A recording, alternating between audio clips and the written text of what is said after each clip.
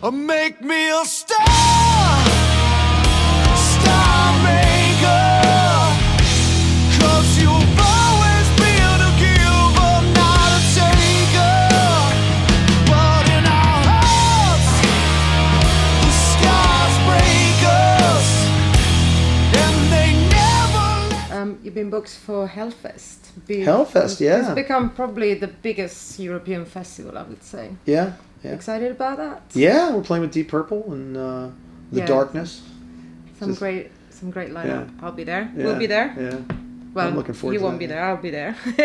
Yeah, when I saw MetalTalk will be there for sure. There's a lot of great bands on it, you know. It's Amazing, Yeah, and there will be a couple more festivals hopefully this summer as well. So good. Do you like playing festivals?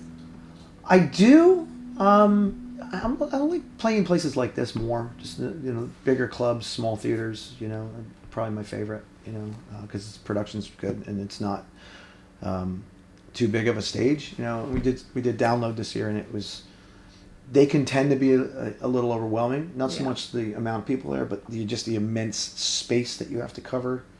You know, and that catwalk there is. I know. Fucking ridiculous. I was there. Yeah, and so it's a lot. You know, it feels like it's a bigger responsibility. And if you're standing in one place, you know, the person that is all the way in the back at the Zeppeli stand or the getting I don't know, the ice cream stand all the way in the back of the van, you can't see you, you know, so you're like this, you got to move around, you got to do something, so it's a lot of ground to cover. So I prefer clubs like KK's because it's a big room, and you can put a lot of people in it, but it's still got an intimate, you know, club vibe to it. So that's my favorite.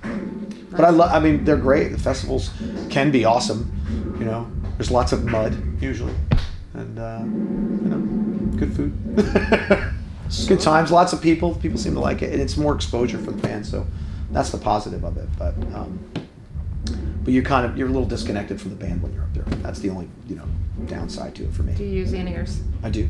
Yeah. Do you use an ambient mic to get the audience? I don't know. No, I run my own monitor board.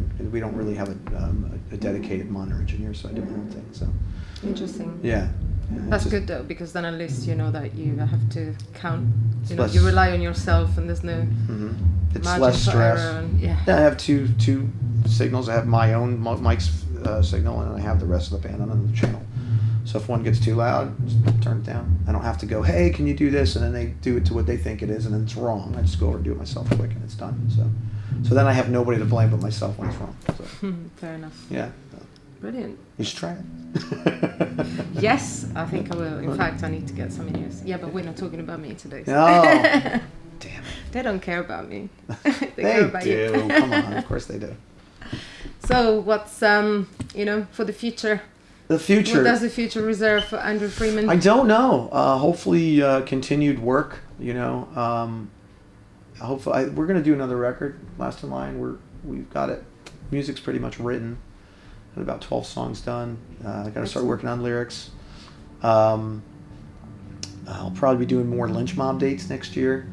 I'm doing the Monsters Rock Cruise with him, with George, and then the show in Vegas. I'll probably be in more over the next 5 or 6 months. I'll be doing that.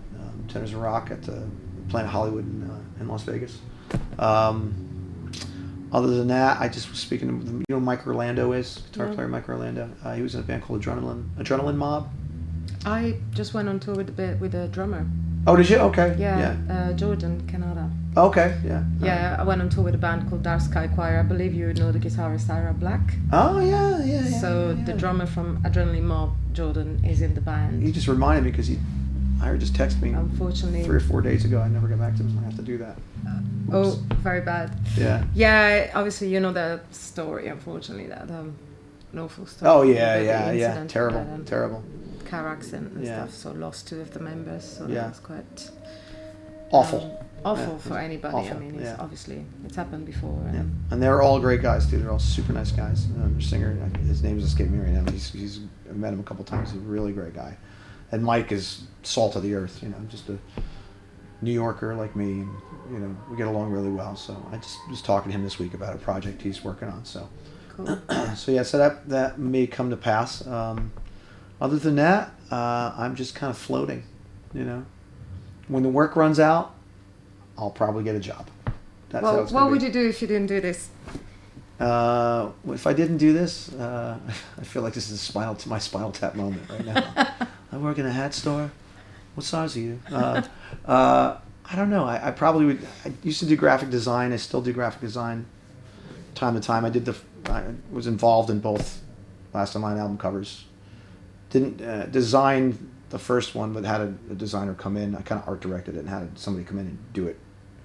Take the time and make it look good. I did the first one. That's my photograph I took as my son on the first Last in Line record. So logo, I designed a logo. So I do a lot of that stuff. But it's mostly band oriented, music oriented, because I don't want to pay anybody to do it. And every time somebody does it, I don't like it. So This is the Scottish roots coming out. this is the control freak. Yeah, pretty much. Phil Susan says I'm a perfectionist. I don't really think I am, because I tend to put things together with tape and and lies and whiskey. You know what I mean? So it's I don't feel that way. I just like things to look a certain way, and if they don't, I think it looks unprofessional. Because as you probably know, coming up in bands, there's not a big budget to do things, so you kind of got to take a minimalist approach to things, or I did, in order to make them look like a cover of an Aerosmith record or a Black Sabbath record, or what you want it to be. You want it to have that effect. There's a lot of records I'm sure you've dealt with too, when you pick it up and you go, oh, that's cool, and you just buy it just because the record cover and how that looks. So I've kind of learned how to do things with no money, over the years, to make the bands that I'm in, to market the bands that I'm in. So it definitely would be something in marketing or art direction, or just graphic design or something. So, or construction, who knows? But you're big on baseball too. I love know baseball, that. but I can't make any money doing it, so I wish I could. I would just stop everything and go do that if I could. So. Oh, really? Yeah.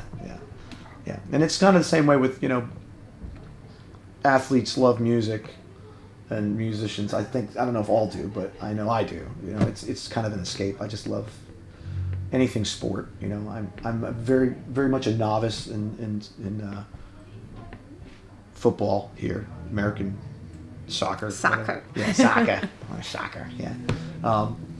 So they've just started in the past few years promoting the Premier League in the U.S., and I've gotten really into it. So, not into it I don't know who anybody is, and You just watch the game. I just watch the games. I love it. I love it, and they've really upped the stakes with how the coverage of the games. It's very exciting. And I used to hate soccer. Football. Well, my son started playing it, and I got a little into it, so now he doesn't play it anymore. But I still watch it all the time, as much as I can. But yeah, if I could, I would be a baseball coach. In fact, my son has a private baseball coach, and he's a musician. He's like a country musician. He's an older guy, but he used to be a pro baseball player, played for the Oakland A's. And every time my son goes for a lesson, if I'm there, he talks for 3/4 of the lesson to me about music, and I talk to him about baseball. And my son's just standing there like, I thought we were, doing this lesson. So it's kind of a weird thing, So I'll talk to him all day, whatever he wants to know about music, as long as he tells me about, playing with, with Fernando Valenzuela when he was, I don't know if you know who that is. He was a pitcher for the Dodgers, but they played together in a Mexican baseball league. I would need some crash course on that. So It's just like if I ever come to your neck of the woods, probably you can teach me. Yeah, I know the Premier League is not your thing, right? Either, right? You're more of the Italian. Well, I'm from Napoli, and sometimes you stay loyal, obviously, to your roots, right? Right, so I still go for the Napoli team, right, but primarily like World Cup and stuff like that. Right, so. right. And I love the World Cup too. I always find myself rooting I for get England. very anxious though. I get You do? really too much. It's okay, but then you're supposed to, because you're connected to it. That's what sport does. And I start not being a lady as such, so it's not very good. Yeah, but that's okay. That's what you're supposed to do. not. That's what you're supposed to do. Yeah.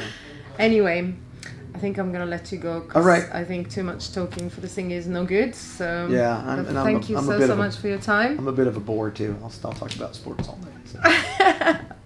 Pleasure. Yeah, thank you very much. Thank you so much for meeting with us. Yeah, of course. This is Andrew Freeman. Thank you Bye, so guys. much. Take care.